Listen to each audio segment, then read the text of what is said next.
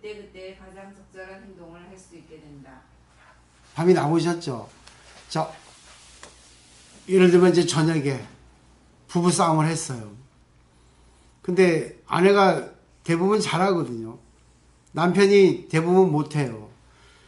남편은 밖에 사회생활을 하는 가운데 뭐 술을 먹기도 하고 또 자기 어떤 과시 때문에 좀 오버하기도 하잖아요. 근데 이제 여자는 대부분 어떻게 좀 이렇게 뭐 절약을 하고 또 절개를 가지고 분명히 생활을 하잖아요. 그런 경우 대부분 많잖아요. 근데 저녁에 이제 같이 들어와서 있다 보면 이제 대화를 하는 가운데 남편이 잘못될 때 한 소리 지르잖아요. 남편한테. 근데 그것도 된다는 거예요. 근데 공부를 하게 되면 또 안 질러도 되는 거예요. 질러도 되고 안 질러도 돼요. 그리고 말을 심하게 해도 되고 안 심하게 해도 돼요. 이게 바로 불교입니다. 근데 우리들은 미래를 걱정하죠. 내가 한 소리 하면 저 사람 삐져가지고 내일 또 술 먹고 늦게 들어올 텐데. 아, 내가 잘해주면 또 저 사람이 또 습관이 돼가지고 또 할 텐데. 걱정하죠. 내일은 어떻게 될까. 미리 걱정을 자기가 설정합니다.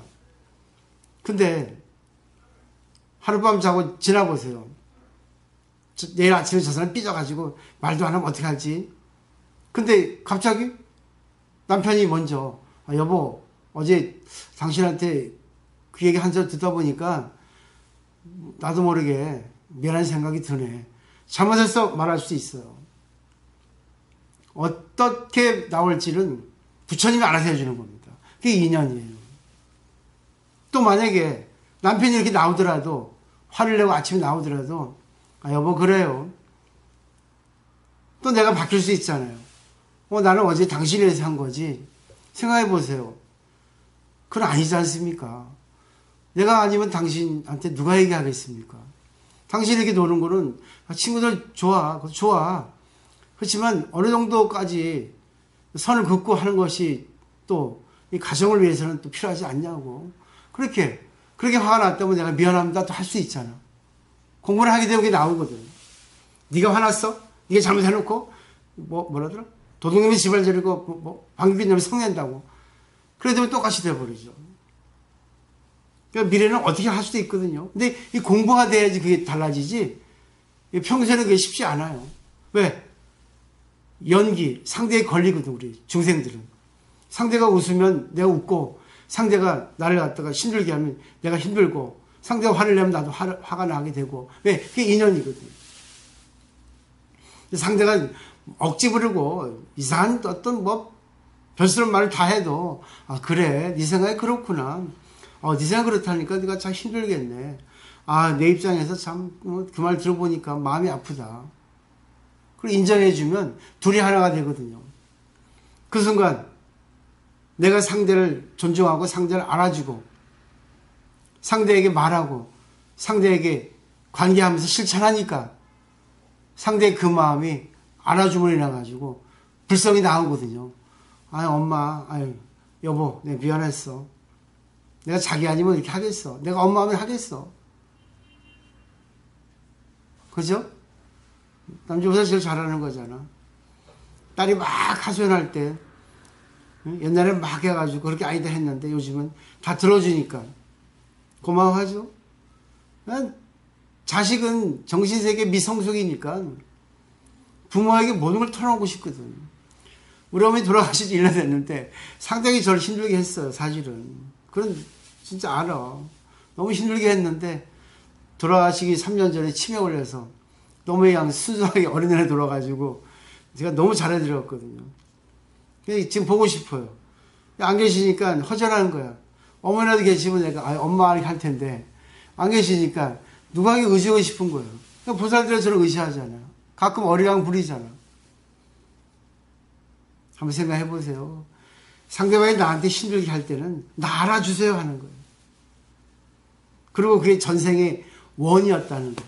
전생에 내가 이 사람을 구제하는 원을 세웠는데 잊어버리고 있는 것을 깨닫게 해주는 부처님이라는 거예요. 아, 그럴 때, 아, 그렇구나. 미안하다. 내가 잊고 있었어. 미안해. 약속 어겼어. 그래. 그래. 그렇구나. 아이, 그래. 아이고, 얼마나 힘드니. 그래. 네 생각이 그렇구나. 그렇지. 나도 그랬다, 옛날에는. 그러잖아요. 요즘엔 핵가족이라 그랬지. 옛날에는 대가족이잖아. 그러면 엄마가 딸에게 이거 다 그렇게 하면 되냐? 이렇게 막 해가지고 이제 훈계를 하죠. 그때 이제 딸이 할머니한테 할머니, 진짜 엄마 이렇게 착실하게 잘 살았어요. 얘야, 너는 아무것도 아니야. 네 몇 배 더 속색했단다. 다 잊어버리고 있잖아. 왜? 천국 인연이거든. 인연 가보가 내가 했던 거 그대로 받게 되는 거야. 근데 그것이 업보가 아니라 원을 세운 거야. 그렇게 해야지만이 내가 미래에서 이 사람을 구시할 수 있거든. 힘이 생기거든요. 깨달으면 어떤 것인지 몰라요. 인연이 깨달으면 인연. 인연을 제대로 보고 저 사람이 나에게 뭘 요구하고 있구나. 나에게 뭘 바라고 있구나. 나를 의지하고 있구나. 나에게 지팡이가 되게 해주겠구나. 해주면 돼요. 자기 범위에서. 자기가 할 수 없으면 안 하면 돼. 미안해, 오늘 내 힘이 없다. 야, 너에게 지팡이 대주기커녕 나도 지팡이 없으면 못 살겠다. 야, 오늘은 쉬고 내일 하자 하면 돼. 그러니까 매뉴얼주의의 불교는 없어요. 그건 스님들 뿐이야. 여러분께서 불교는 그냥 분명히 산다. 윤리도덕적으로 산다는 것이 불교가 아니에요. 이해하시겠죠? 그때 한번 해보세요. 너무 자기 잣대 가지고 단정 짓지 마세요. 이럴 때는 이렇다. 이게 매뉴얼이거든. 저럴 때는 저렇다. 매뉴얼이거든. 불교는 매뉴얼이 아니에요. 정해져 있지 않다고. 1 더하기 1은 2가 아니라 1 더하기 1은 5가 될 수 있어요. 2 더하기 3은 6이 될 수 있다고. 그런 창조적인 거 생각해야 돼요. 그런 물음이 있잖아요. 요즘 인문에 많이 나오대. 얼음이 녹으면 뭐가 됩니까? 물이죠. 근데 얼음이 녹으면 봄이 돼요. 네? 얼음이 녹으면 뭐가 돼요? 네? 커피 타 먹으려고 일부러 만든 거야. 참새가 전선에서 떨어진 이유는 뭡니까? 되게 물리학적으로 중심을 못 잡아서 그래요. 전부 중심 나와. 대부분 답이. 그런 고정된 거예요. 근데 참새는 전선에서 떨어질 수가 없어요. 떨어지지 않습니다. 참새의 인생에는 떨어진다는 개념이 없습니다. 떨어질 때는 죽을 때뿐이야. 그죠? 참새는 떨어지는 게 아니라 날아가는 거예요, 아래로. 그런 물음은 인간이 만든 거죠. 그러니까 인간의 자기 잣대에서의 어떤 고정관념을 좀 탈피하고 넓은 창조성을 좀 내라는 겁니다. 그게 안 돼. 그래서 살아왔기 때문에. 이렇게도 살고 저렇게도 살아보세요. 자기가 책임질 수 있는 범위에서. 멋있죠? 그래서 가끔 술도 한잔 먹어보고 가끔 춤도 한번 춰보고 가끔 또 뭐예요? 데이트도 해보고 돼서 안 되면 저한테 오세요. 제가 해드릴게요. 저도 좋고. 느낌 오시죠? 이 공안이라는 거는 결국 부처님의 가르침을 전체적으로 이렇게 시험 문제를 낸 거거든요. 근데 이것은 정답이 없어요. 근데 정답은 자기에게 있어. 그때그때 따라서. 그 정답이 뭐겠어요? 나하고 상대하고 좋은 것은 어떤 거냐? 내가 손해볼 수도 있고, 내가 이익 볼 수 있고, 내가 이길 수 있고, 내가 질 수도 있고, 그때그때 따라서 어느 것이 가장 좋을까? 근데 사람들은 전부 이 세상의 잣대의 노예가 돼서 이래야 된다, 저래야 된다 하거든. 자식이 학교 안 간다 하니까 학교 안 가면 너 큰일 나. 시집 못 가. 또 이쁜 부인 못 얻어. 그러잖아요. 답이죠.